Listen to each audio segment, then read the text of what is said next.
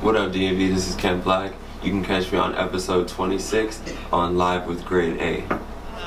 That all is available. If you want to have Wanda's jewelry, please go to Citgo or Quick Trip at any point. If you buy 2 packs of Newport 100s, they will give you everything Wanda has on right now for $7. What's up, y'all? We back with Live with Grade A. I got my man Kent Black in the building. You know, he's one of those great dope souls. Like his style is just like super like zen. Like, I know I had an artist on here a couple weeks ago, it kind of reminded me of that, but Kent is like, he really has his own style. Like, I feel like I'm just meeting him now, but I feel great vibes and great energies already, like just talking to him. I felt the aura when he walked in the building, so I'm really pressed for y'all to meet him, and I'm gonna chop it up with him a little bit later on in the roll-up. But popping off, Ella Mai just dropped her new video for Trip, and I'm really excited that she actually came out with another single, and it's another banger, because a lot of times artists have been coming out lately like kind of just doing the one-hit wonder thing, but she's like keeping them coming. And I also didn't know that she had been around for so long, and that the song Booed Up itself had been out for about 2 years. I didn't even know that.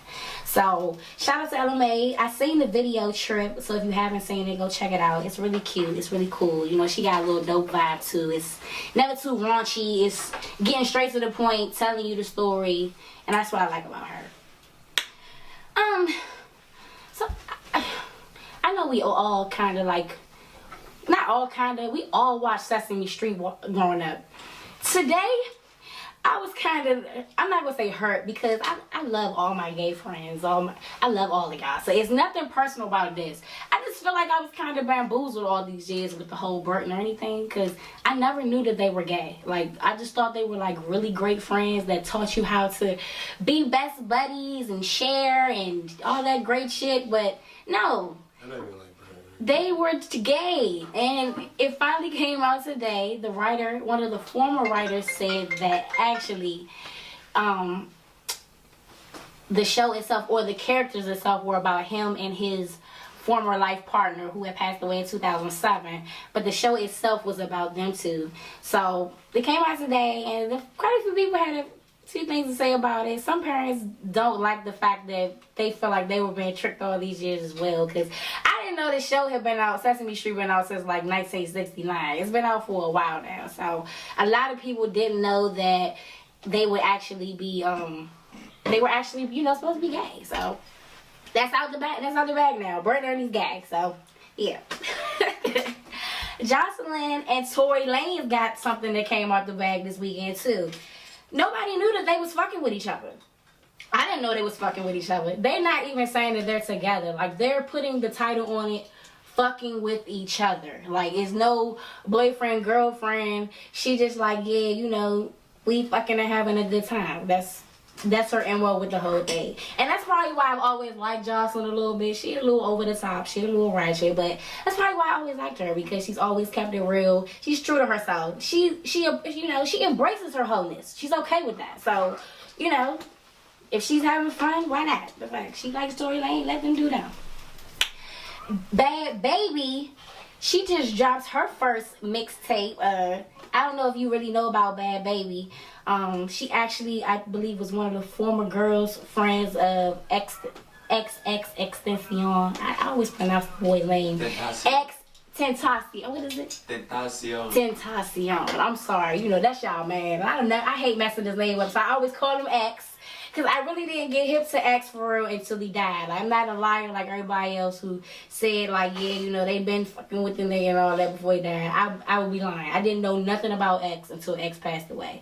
I didn't even know about Bad Baby until X passed away. So that's even why I'm talking about her now. I know she's great friends with Asian Doll, and, you know, I just chopped it up with Asian Doll at the Smoke Festival. So that's really how I ran into that, too. But listening to some of her music, I didn't know that little girl was 15 years old. Like, you know, her mouth is kind of wild. Like, you know, I didn't even know she was 15, just the way she looked. So, you know, y'all growing up, y'all little bitches look older than me. Shit. So, the drama continues, you know, because I told y'all I love my drama. I got my dose of ratchet this week, and if y'all was watching Love and Basketball, Love and Hip Hop and Basketball Wives, then you got all your drama and tea this week too. Like, that shit that popped off, I know it's been out for a couple months now with the whole Tierra Marie and Akbar situation, because you know 50 Cent was going in on that ass like just a couple weeks ago about it. Supposedly they said that Tierra Marie had leaked her own sex tape with Akbar.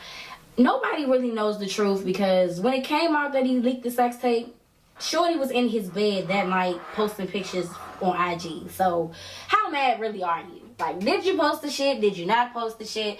Inquiring minds want to know. The fuck? I want to know. Did you? Because that shit is wild if you really did. Like, the pictures was pretty graphic, and basically it came out that one of his concubines were actually the ones who released the sex tape.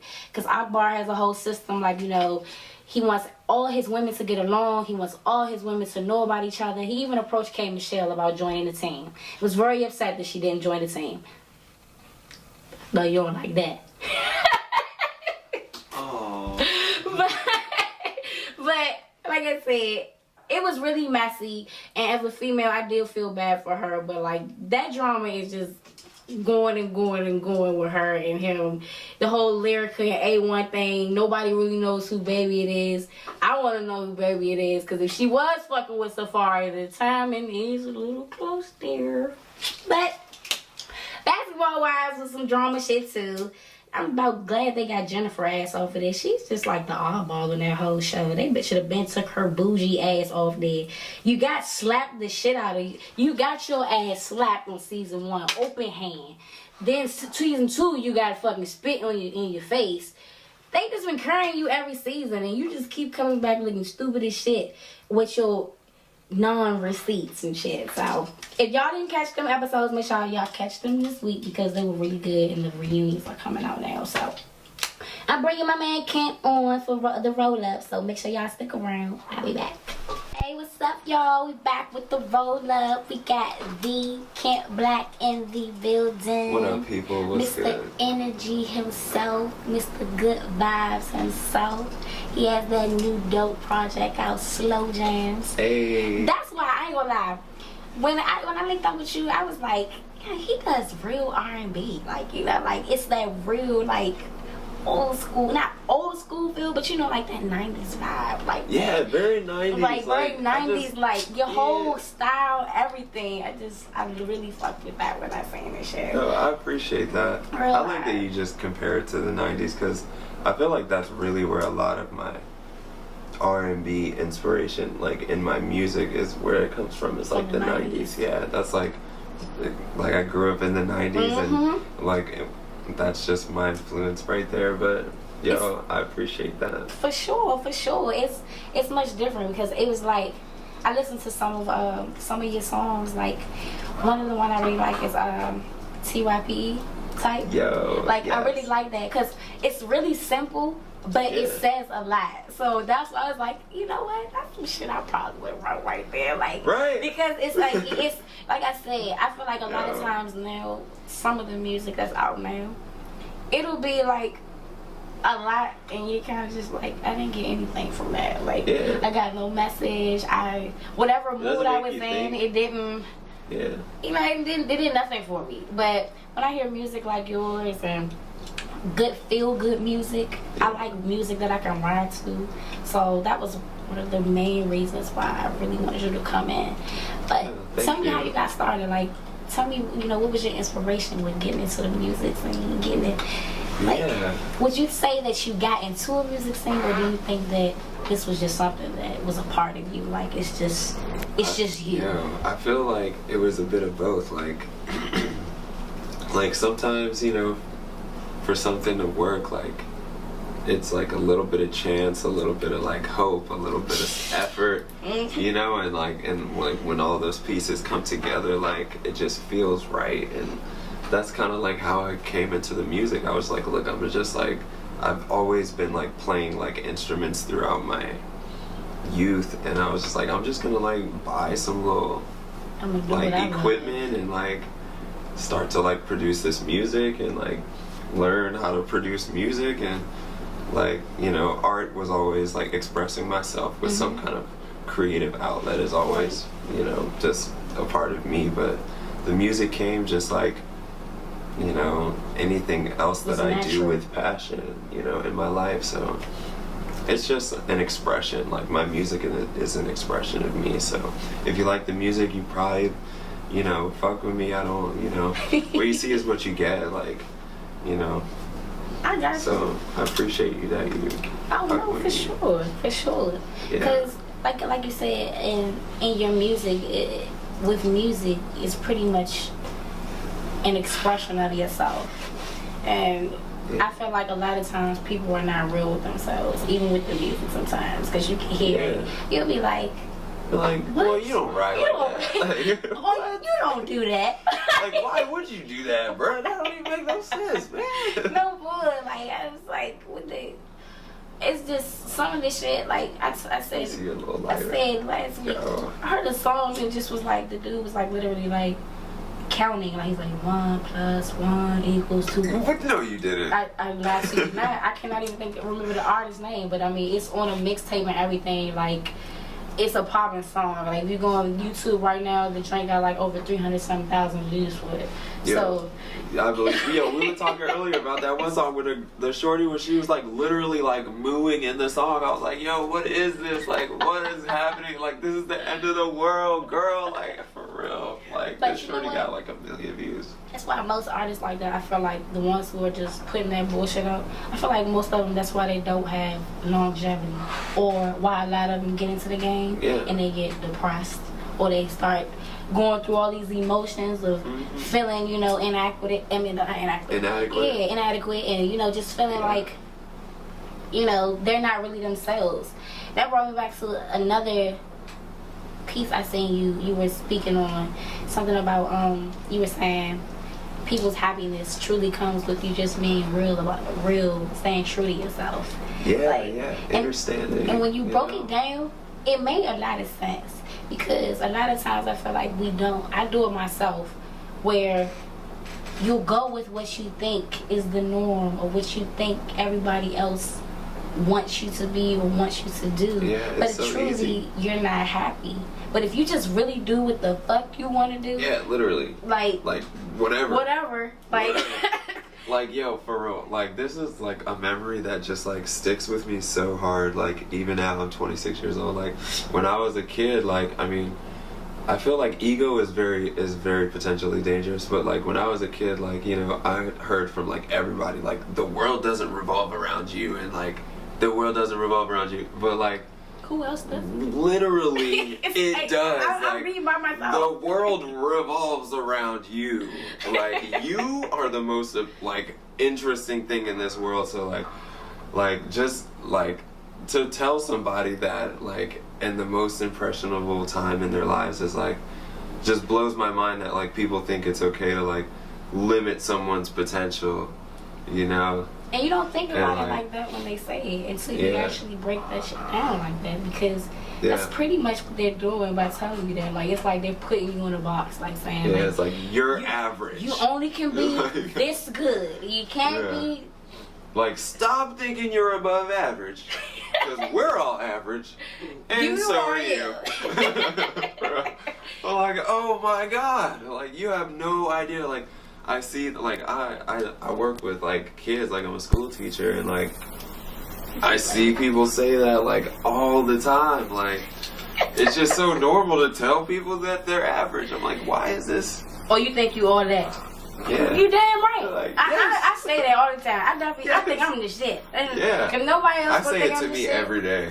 Who else is going? If you don't think you're the shit, how you gonna make other people think you're the shit? That's true. Like, that's really only you are gonna tell you what you need to hear. Pretty much. Like, you gotta be your #1 fan. Like, I wake up in the morning and I'm like, yeah, Kim, like, you better like do this and this and this. Like, today's gonna be a good day, and it might not be a good day, but at least I tried. You know?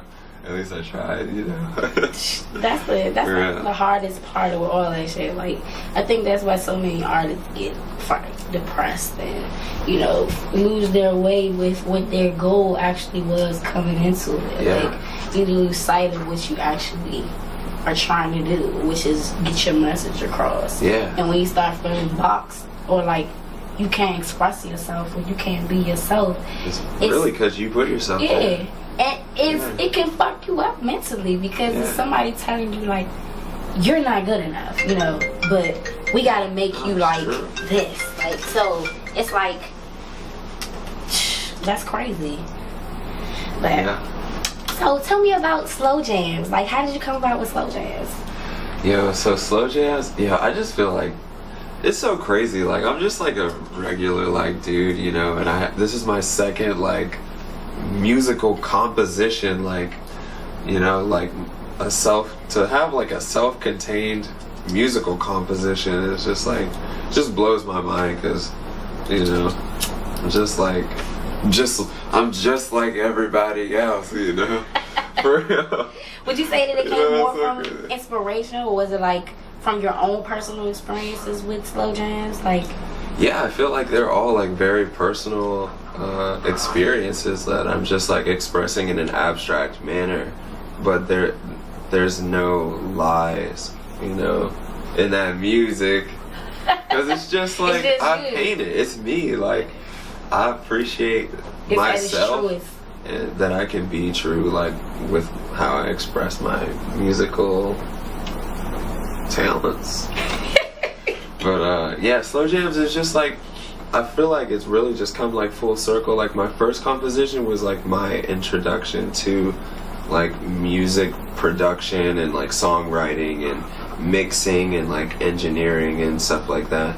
So like with this project Slow Jams, is like I finally felt like comfortable like with my musical progression, and I think it shows, and like, you know, like I'm able to express my music more clearly and more comfortably, and you know, the level of my musical production, I think you can see like increase, and I hear it, you know. But it's cool, man. Like, there's more music to come. I'm just really like trying to push this one on you so people can like just like really see where I'm at right now before I start like doing other stuff. Yeah, you know. I see you on tour. I see you doing a tour, like a press tour, like, so you've been everywhere. Like, I seen you on like everybody's radio show, so like you like you're lit, man. You're lit, like. Yo, thank you. No bull. I'm really glad you came through to sit down and chop it up with me. And for real. I know you got a visual out right now.